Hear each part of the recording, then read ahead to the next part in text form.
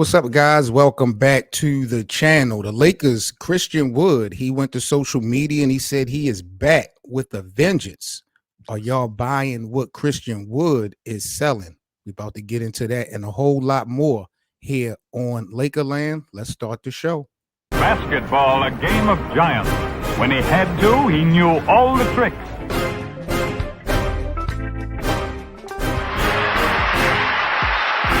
Nobody can pass that ball through the heart of the lane. 6. You're trying to put on a show here.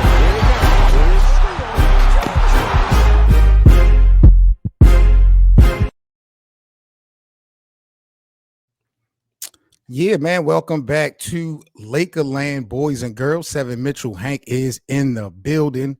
BA is out today on load management, but always shout out to him. Purple and gold skies. Hank, how you feeling today, my brother? Oh, man, it's all good. It's all good. Another day. Another day, another dollar. Shout out to Lakerland. It's Fan Mail Monday, Mailbag Monday for Lakers Land. So make sure you guys jump into our comment section and drop your questions so we can get them together for this week's video. Shout out to all the supporters of the Lakerland platform. We got an interesting show today. Let's get things started. Top of the top. I do want to definitely talk about Christian Wood, Hank. That is definitely the topic of discussion in this video, but something came across my radar that I and Hank spoke on maybe a week or two ago.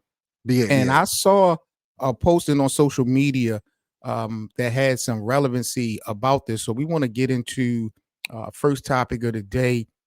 Let's start off with this conversation about Dalton Knecht for a second, Hank. Now, I was looking at the rookie of the year projection as far as what Vegas is betting.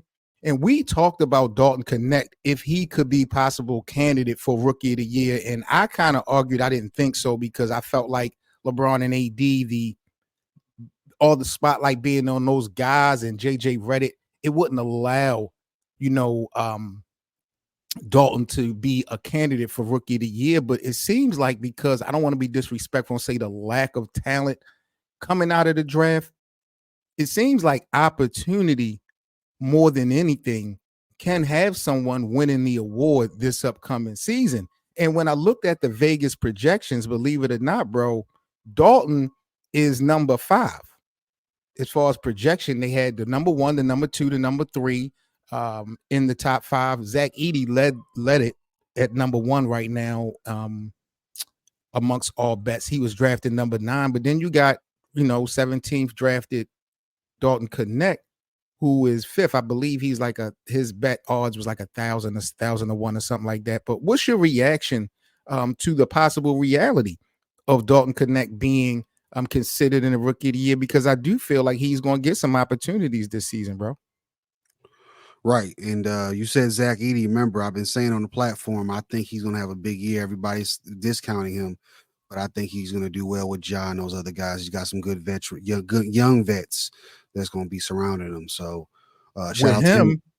With him, not to cut you off, but with him, like I said, opportunity is going to be a big deal with the guys getting a chance to win the Rookie of the Year award. He's going to have plenty of opportunity in Memphis as far as minutes go. But are you concerned about his availability because he got hurt already in the summer league? So do you take that into consideration? Yeah, it depends on how serious it really is. I believe we talked about it with BA. BA said he don't believe it was that serious. I'm not saying he's not going to do no work. He's going to do some work because they got rid of Adams last year. So he's going to be the primary big, but he got all those other talents around him. Ja, he's got Bane, he's got JJJ as well. That's going to help him, guide him, and he'll be able to just do the dirty work. And while he develops into the type of player he's going to really become, but I think he's going to be seasoned. Again, he believes that super senior, like we talked about, and that's what I'm tying in with Knecht. I believe Knecht is definitely going to be a value to the Lakers. I think I've said that on the platform here as well when he got drafted. And JJ, I believe, is going to use him with LeBron or without LeBron and AD. He's going to use both. He's going to use him because he loves his shooting ability. And JJ is a shooter. So I think that, I remember we talked about, I think that maybe AD and Bron might take a little time off this year. Yeah, we talked about that. That's going to leave him a lot of time to really go out there and shine, and he'll have opportunity to be rookie of the year. And you don't have to win games per se, make the playoffs to be rookie of the year. So as long as he does well individually, then didn't what's his name win rookie of the year last year? Wembanyama. Their Yeah. team wasn't winning team, and so he has an opportunity for sure. But the only thing I disagree with that, Hank, is that, with the opposition, you have Zach Edey, you have Shepard, you have Saw, who's playing with Washington. I'm not sure if those guys would be winning this season. Like I said, no disrespect to say that there's a lack of talent coming out of this draft, but because Dalton Knecht is now projected number 5 according to Vegas, number one, it does show how weak of a roster and a team that the Lakers have as far as the players on paper. But number two, the Wizards might not be successful. We don't know how successful the Zach Edey and the Memphis Grizzlies are going to be as far as wins and losses go. So wins, in my opinion, could help a candidate get this Rookie of the Year award because it's really so close as far as talent go. If the Lakers were to be successful, and I do project, like you said, Dalton Knecht to be a very instrumental part of this offense. I mean, could he take Taurean Prince's spot? Do you feel like he could fill that Prince void? Offensively, and defensively, he might be okay, but it's going to be an adjustment because rookies got to adjust. I mean, it's the speed of the game. There's a different level of talent, but he will come in with a higher curve because of the years he played, developing down in the developmental parts of or amateur basketball, whatever you want to call it, semi-pro. But he definitely offensively should be better than Taurean right away. But again, we got to see that learning curve, and also, is he ready for the moment? I mean, I watched a video about that earlier. Some people are just not ready to be that guy. Let's see if he's that guy.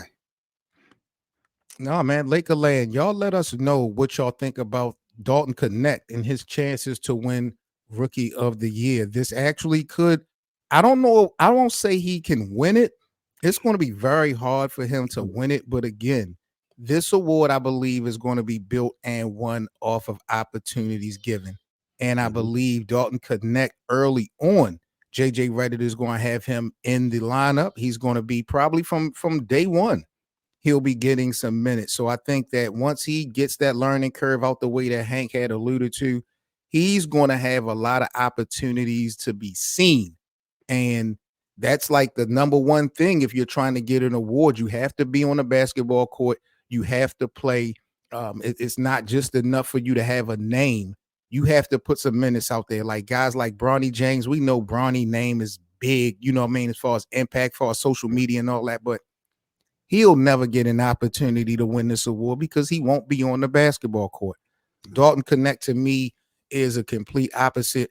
And, for that skill set that boy has, I think you could plug him in. That defensive liability that Hank, you talked about, that's an issue. But offensively, I agree. I do think that he could fill the void that Prince did, and maybe more under JJ Redick.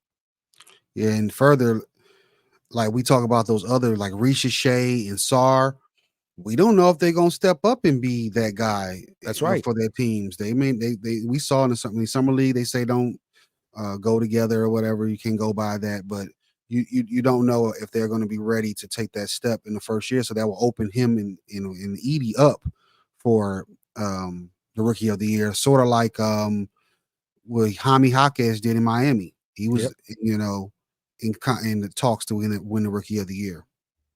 That's a fact. This is Lakerland, boys and girls. Make sure y'all smash that like button as we get this video out to the NBA community. Hank and Seven, we in the damn building. Once again, shout out to BA. We talking about Dalton Knecht and his chances of, becoming Rookie of the Year this year. Like I said earlier, man, I wouldn't have thought it would have been a possibility because all of the cameras and everything would have been on LeBron and AD. But, the fact that if he's able to step it up and show that he has some guts, which I expect, we can see a lot of Dalton Knecht, and he's going to be very pivotal, in my opinion. Do you have a problem, Hank, with rushing this kid, knowing that we don't really have a real competitive roster Do you have a problem with expediting his growth, getting him out on the court sooner than later? No, not really. I think JJ is gonna monitor it the best he can. First round picks usually have a little bit more pressure anyway. Yeah. He's not I don't consider him a franchise type player like a LeBron was or Wemby was, but he's gonna have a little bit more pressure because he's coming to the Lakers and they're still in some ways trying to win a championship. And he's going to be a very, very valuable part of trying to win that championship. And if everything goes together, they'll have a definitely shot at winning, but all the pieces have to fit for it to happen. Dalton Knecht, I know you kind of spoke on this earlier. Was he did he play in college for 5 years or was 5 it 4? years. 5? He Okay, came so from junior college and then okay. transferred went to one college to another. Yep. So he super senior basically. And ended up in Tennessee. Mm-hmm. How much of an advantage do you feel like that's going to be with all that collegiate experience coming into the Lakers? Does it hold any advantage at all? I think I've always said that, especially if you go back to the generation when we were kids, those guys that came out in those 3-4 years they came in almost NBA ready. You know what I mean? Especially Right. depending on the program they play for. And this different generation of hoopers, it's very rare you get that. But guys that do play a little bit longer and does have the 4 or 5 years, they do come in ready to play. They still might have some things to tighten up on, but they do come in a little bit more ready to play right now and be effective on a squad than a first year guy. You're throwing everything at him and expect him to change the franchise. So I do think it's going to be an advantage for him. Then of course being in different situations, having to probably put in work ethic different than other guys have to because he's trying to prove a point. He makes squads the other guys didn't have to do. It was kind of handed to him. I think he's going to come in with a different competitive spirit than a lot of those other gentlemen are. Word. All right, Lakerland, y'all let us know once again in the comments what's your thoughts and reaction to Dalton Knecht. According to Vegas, he's 5th ranked with possibilities of winning the Rookie of the Year. Like I said before, we have the top 3 draft picks in the top 5. Then we have Zach Edey, who's actually leading it.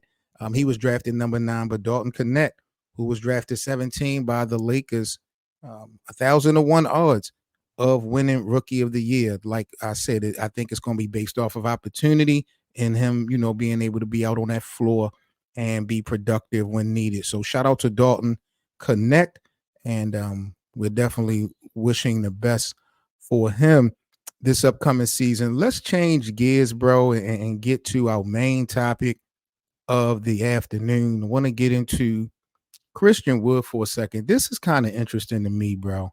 Definitely want to get your thoughts on this because Christian Wood just recently went to IG and talked about how he was coming back with a vengeance. I thought Christian Wood, first of all, was already locked in. But when you look at Christian Woods, let's start with the battle of the bigs. Pretty much him and Jaxson Hayes. Who do you feel more comfortable with, Hank, playing that 5 position? Jaxson Hayes or Christian Wood? Well, right now, Jaxson, to me, he played pretty well last year for them. Christian was kind of out of it. His game didn't really, translate last year, and we know he had some off the court stuff going on. So I think that's probably what he means by the statement he made, that I think he's locked in. Because he's focused. Right, his focus is going to be there. So if he offensively can give you what he was giving you, what was the teams he played for? Dallas, and there was another squad. I know he played for the Mavericks. That's the only one I can recall him playing for was Dallas. He had a couple good offensive years and a couple teams. If he can give us that, it changes the whole ball game. I'm excited, man. It's just like when we talk about Christian Wood, he's kind of like borderline when we talk about that big man position because he's 6'10". I think he's almost like 7 foot. Yeah, he's close. Yeah, he's not quite 7 feet. I think he's 6'10", maybe 240 pounds. He's not big as far as typical centers in the NBA, but when you are going against like those smaller teams, his length will allow you to feel like, okay, he can play that big position. So when the Lakers are facing smaller units, you could put Christian Wood there at the 5 because of his length. Jaxson Hayes, to me, last year I was kind of impressed with his moments and spurts. I was surprised that we didn't see more of him. I was a little bit surprised that we didn't just throw him in the start rotation to allow AD and LeBron to play their true positions. So when I look at this battle of the big man, bro, we have to also take in consideration Darvin Ham and how he had his hands on this shit and maybe did this whole thing wrong with Christian Wood. I know you alluded to the off the court issues, but he basically had Christian Wood for the most part of the year last year playing as a 3-and-D player. Yeah. For the duration of the season. And to me, that's not, he can play that, but that's not what should be here for. Christian Wood is a very diverse guy. He can shoot the shot. We need to see him in the paint more. And I think his skill set and his talent is more than Jaxson Hayes. Offensively, definitely. Offensively. If you're looking to win games now, who do you go with, Hank? Do you go with Christian Wood, or do you go with possibly a Jaxson Hayes at the 3? At the 5, excuse me. Honestly, I probably would want Jaxson to start because he's got that energy. What's up, B? He's got that energy. He kind of. I know he's not him. He kind of remind me of Lively in Dallas a little bit. Right. But he's got that energy. He's gonna play defense. He's gonna give the scrap dude points and rebounds, and let AD slide over to the 4. And then I would want Christian to come off the bench and lead that second unit because he's got the talent to give points off the bench for them if he's locked in. And he can give you what 15 off the bench consistently. That opens it up for the Lakers. BA, what's that word, brother? I'm chilling. What up, fellas? I'm all over the place, so forgive me. I'm here though. I made it. It's all good. We just told the community you was out on load management, so we see that you popped up in the second half. So we appreciate you coming out of the wheel. He in his wheelchair game, y'all. He back. He back. Shout out to our brother BA. We talked about Christian Wood, BA, and his recent social media posts about him being back and back with a vengeance. We're having this conversation about the battle of the bigs between him and Jaxson Hayes. Who do you feel would be a better person at the 5 spot, Christian Wood or Jaxson Hayes? I'm gonna go with Christian Woods, and the reason why I'm gonna go with him is because he'll be able to actually spread the floor. He can interchange with AD, where somebody can be in the paint, somebody can pop out, vice versa. He's a really good help side defender. Jaxson Hayes, he's limited offensively, and defensively. I don't know. His defensive IQ is not really there for me, and I just feel like Christian Woods is light years ahead of him. Even though he works, it's just crazy. He works harder. He works harder than Christian Woods, but he doesn't play better necessarily. Would I be out of bounds to say that we should give those guys a pass because they were being handled and mismanaged by Darvin Ham? It just seems like last year was just bad for everybody, and we don't really know how good guys really are because they wasn't used correctly. We talk about Cam Reddish, we talk about Max Christie. Like, we can just go down the list on the roster of the Lakers. It just seemed like under Darvin Ham, they were mismanaged and misused. So could we possibly give guys like Christian Wood, Jaxson Hayes, not so much a pass, but at least take in consideration that they didn't have a great leader last season? I would say I could definitely say I give him a pass, but it ain't because of Darvin Ham. It's because of LeBron. And why is that? Because LeBron takes away the potential away from everybody that can be better and play better because of what he does and how he sits on the ball and how much he demands it. So he takes away when you have him being a leader and he's having this little breakaway from the coach where now he puts a divide within the team. who's riding with the coach, who's riding with me, but I am LeBron James. So majority is going to ride over here. He's going to sit on the ball and he's going to try to put everybody where he wants them to be, even if they're not comfortable. And to me, it's LeBron James, but you take away from the potential of your other teammates. Do you agree with that, Hank? I mean, because we've had this conversation damn near every week, and I can't argue with BA to a fault. We've seen guys like Rui, guys like D'Angelo Russell play better when LeBron James is off the basketball court. But when we talk about these guys specifically, Christian Wood, Jaxson Hayes, you think LeBron not being involved helps these guys? I don't know. I think the statement itself, it is true. We've seen that, like, even when he was hurt and they got the trade, they were playing like better without him. So they had that jest to him when he came back. But in the case of Christian Wood and Jaxson, I think he probably, I don't know. It's hard to say because of the way things went last year. I think he hurts more D'Lo and all them other guys more than them. I think he hurts Christian Woods. You think so, Christian? Yeah, I don't. Jaxson Hayes. Well, I'm gonna say not Christian. I think he hurts Jaxson Hayes. Jaxson, because Jaxson clogs up everything, and LeBron is trying to get to where Jaxson is trying to be. So the floor spacing is different. It's a lot spread different. Offense. So why is it BA that LeBron is bad for Jaxson Hayes in that element? It would seem to me like Jaxson Hayes is the one that's hindering the productivity of the offense. If you're saying that he's clogging the lane, I mean, why are we putting the blame on LeBron? I think the blame will be put on Jaxson Hayes, and maybe that's the reason he never got into the starting lineup. He's a five. He's a 5-man. Where's the 5-man supposed to be? In the middle. I got you. So when LeBron is bringing his man over, and Jaxson Hayes is instead of him being a offensive rebounder that he could be, and ready and open for lobs, there is no spacing for that. So that's how I look at it when it comes to him specifically. Now Christian Wood, LeBron gonna penetrate. Christian can shoot that thing. It could pop out.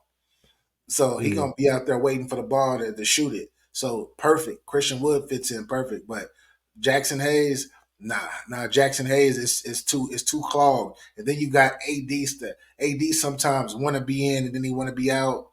Like it's just too much with Jaxson Hayes. Too much. Yeah, LeBron talked about it on his podcast with JJ. Kind of said the same thing about when they brought it in Miami and they had to teach all the bigs to get away from the paint so him and D-Wade could do their work. And they're supposed to, in the bigs, we need the bigs in the paint. Hold up. I'm not going to allow you. I can't stop you from disrespecting LeBron, BA. This is definitely a regular rotation thing. That's cool. But when are we going to put the blame and the accountability where it really belongs? You want LeBron and D-Wade and whatever this theory that they had, you wanted them to cater to the big man when what LeBron and D-Wade brings to they win championships. So why am I catering to the big man who's been unproven to win anything when LeBron's system, when LeBron's methods has won championships? I tell you why, because when LeBron was in his prime, he could get away with that because they can win and make it to the finals. This version, old man Brian, he can't do it. He can't do it alone. So why not incorporate other aspects of the team and uplift your actual teammates to be better, opposed to trying to steal the show and stat pat? Lakerland, y'all heard it from BA. Y'all heard it from Hank. Y'all heard it from myself. When it comes to the battle of the big man, who would y'all rather have holding it down at that 5 spot? Would it be Jaxson Hayes?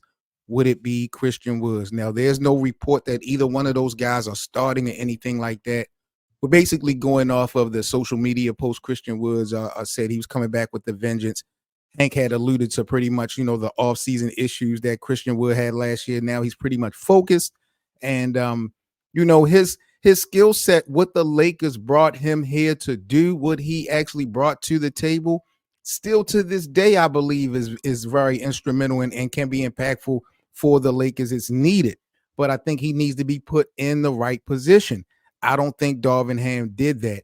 I do anticipate JJ Redick finding a way to get that done, but he's small. He got the length, but he's small. Like I said, if you're going against smaller teams, then you can put Christian Wood at that 5 spot because of the length, 6'10". He got the 7 foot whatever wingspan, but if you got guys like Jokic in there, like he gonna get beat up. He gonna get beat up. So I don't know if the Lakers really need to go out there and try to shop for a solidified center because of his size, or if they should just keep playing this game with what they have. I don't know what's going to work as far as the rumor mill is that the Lakers Jr. is going to trade Valanciunas back to the Lakers. The Lakers, the Wizards. Yeah, the Wizards. I saw that. Can we afford him at this point? Because I ain't trying to give Washington nothing for Valanciunas as far as what are they going to be asking for? You got to match salary. That's the first thing. Damn. So I don't want to give Washington. What we going to give Rui Hachimura back to Washington? Send D'Lo to Washington? Yeah, they're gonna have to match the salary. That's something, but that's the rumor mill that they still have a chance to get him by trade deadline. Yeah, right now, this mature version of Kyle Kuzma, he can help. Ooh, this version of Kyle Kuzma, he tired of losing. He know how to play his role. He can get his buckets when he got to get his buckets. Yeah, he can help who? The Wizards? Nah, he can help the Lakers. Yeah. Oh, we don't want Kyle Kuzma back, bro. No. He was a big reason why y'all won a championship too. You want Kuz back? Every time I turn around, BA want to give me the big reason that the Lakers won the championship in 2020, and it never involves LeBron. Yeah. I done heard Dwight Howard's name. I'm now here. I done heard Caldwell at KCP's name. Now. Rajon Rondo too. I done heard Rajon Rondo's name. Let's be nasty. Let's be nasty with it. What about Jordan Poole to the Lakers? I would bring Jordan Poole over. I think that he would be. I think off the bench, especially with LeBron there, he's going to defer to LeBron because LeBron going to talk to his soul, and he ain't going to be super prissy like he been with no leaders in Washington. That'd be a good pickup too to come off the bench. Jordan Poole. I think for some reason, I think that he needs to be on a team where like he has an actual, it's a proven leader. LeBron is a proven leader. I think that him going out of control and going crazy, LeBron ain't having that. If he was to go to LA, hypothetically, he would be set up for vengeance. Facing the Golden State Warriors at least 4 times. Division rivals in that Pacific Division, so he will be able to come back and try to stick it to Golden State. Golden State all over again if he does come to LA, because it's like what he will do for the bench. Because you know how it is. A lot of times, when LeBron, AD go, if they both off the floor, that's when a lot of problems happen. Yeah. So, and you feel like LeBron will be able to keep him in line. Yeah, because it wouldn't just be LeBron. It would be AD as well. AD might slap him upside his head. You know how he like to slap people and push people and all of that. It's gonna be a lot like he's gonna be getting hazed again. And I'm pretty sure after this season, he finally since he got his bag, just like with Kyle Kuzma, they've been losing so bad and so much. Like now, I'm willing to do what it takes to win. I got the bag. Now I want to start. Now I just want to win. But both of those guys got a ring, BA. You make it seem like Kyle Kuzma and Jordan Poole haven't won in a decade. Those guys, each one of those guys have a ring within the last handful of years. But they're losing at this pace. Yeah, the way that they're losing, gets tired of losing. Oh my God! It's not like we're losing and we're just missing the playoffs. No, Kyle Kuzma has been in Washington for what, 3 years? 3 years, and I don't think he's won over 20 games. Shout out to Dino Evans. Dino, this is what we got to highlight here on Lakerland. This is what I have to break down for all the new viewers and all the new supporters of Lakerland. See, here in Lakerland, this is not a Lakers 100% fan show. We give you the good, the bad, the ugly. We got Lakers supporters and we have Laker haters. in Lakerland. We have LeBron supporters and we have LeBron haters in Lakerland. And what we have on a consistent basis It's me. as staff is probably the biggest LeBron hater that I have come across on social media, and that is BA. BA is unequivocally, unapologetically the biggest LeBron hater in the world. AKA But BA Bayless. Yeah, BA Bayless. But he's a historical Lakers fan. So all of our shows are so toxic. The debates are so crazy. You're just gonna have to. You'll get it. You'll get it. You'll understand. We'll have to give BA a pass at some point because this is what he does. There's no. I gotta say this to Dino Evans too. I've quoted myself because this is sports, right? We're talking sports, right? Talking sports. Everybody up here is very sports savvy historians of basketball. Now, LeBron in his personal life, like I've said it, witness, like I love him as a father and as a businessman, etc. I just can't stand the hood hopper on the court. The team hopper that be hopping to different teams to try to search for. I don't like him. But the man, LeBron, the man, yeah. I met him in real life too. By the way, go check out my my story. Yeah, I've kicked it with LeBron a few times. What is your quote for him? Your phrase you call him? The NBA superstar journeyman. You see how disrespectful he is, Dino? I told you. He's calling LeBron James a journeyman, a guy who went to 3 destinations and won championships as the best player. He puts him in the same category as a Kevin Durant and all these other guys. This is what BA does to LeBron. The GOAT. He the one that started all of this mess. Got everybody wanted to be like, I want to go play with my homeboy. My God. All right, Lakerland. One more topic before we get up out of here on today's podcast. Thank you guys again for joining us this afternoon. Make sure y'all smash that like button for us. And if y'all are new to Lakerland, welcome and subscribe to our platform. Do remember, man, we got exclusive members only content for you guys, man. We have merchandise, exclusive members only merchandise. We also got members only content. We got a lot of things about to go down in preparation for the start of the season. So become a member if you can of the Lakerland platform. We definitely appreciate it. Also, school has just got started and everything, so we know the kids is out. Go check out our Lakerland store. We got a couple different pieces of merchandise you guys might want to grab up on while supplies last. Let's get into the last topic, fellas, of the discussion today, and this is involving Lakers great Magic and Ant-Man Anthony Edwards. I'm a little bit behind the wall when it comes to this back and forth, but Magic yesterday responded to something that Anthony Edwards has said. And when I did my homework, this is kind of, I'm believing, where it generated, where Anthony Edwards were asked about Michael Jordan, the era of Michael. And Ant-Man said they said it was tougher back then than it is now. But I don't think anybody had skill back then. Michael Jordan was the only one that really had skill. Now, Magic had responded to this, and when I saw Magic's response, I had to take a double take, fellas, because I thought somebody was trolling. I said, I know Magic didn't go this hard on this kid, but Magic said, I never respond to a guy who's never won a championship. He didn't win a college championship. I don't even know if he won a high school championship. I never seen Magic Johnson take it there. Were y'all surprised about the reaction of Magic Johnson, and was Magic out of bounds?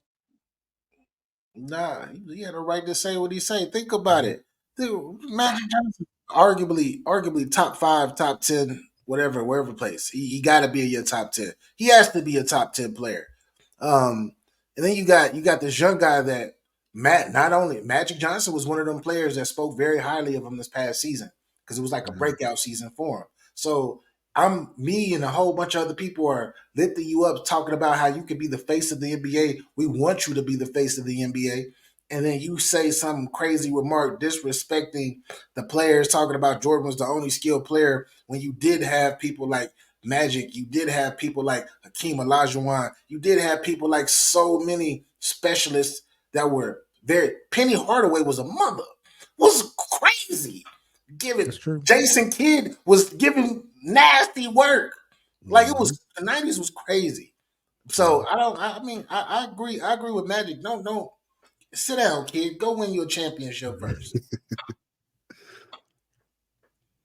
Hank, this was disrespectful to me, bro. I'm sorry. I mean, I agree, BA. Don't keep quiet. Speak your piece. But Magic, we don't see Magic going at guys like this. Right. We've seen guys take shots at Magic, and Magic didn't do Rob Pelinka like this. Did he? Yeah, he did. He went not like this. Nah, because he went on national television and said he's a snake. He snaps people in the back. Yeah, he did kind of take it there, but I would have been, but he didn't take it like, man, who is Rob Pelinka? I'm not responding to no agent. Like he didn't go there. Like he totally disregarded Anthony Edwards' whole career because he didn't win a championship. I never seen Magic take that approach towards anybody. Yo, him and his best friend Isaiah Thomas, they got that smile, but they got the mouth too. Now they'll cut your throat. Definitely. Man. That's why they won championships. They was they're lethal. So I think he said something. I forgot who it was. It was another player that said something else. They're tired of the disrespect to the older generation. Yeah. That's the reason why he responded to this. Because if you really look at it, the biggest skill set and change now from then to now is the 3-point shot. So you mean tell me guys in the other era couldn't play basketball? They didn't have skill. Right. Especially when we're talking about the 80s and 90s and the 2000s. See, Michael Jordan, 84 Jordan would never said this. Right.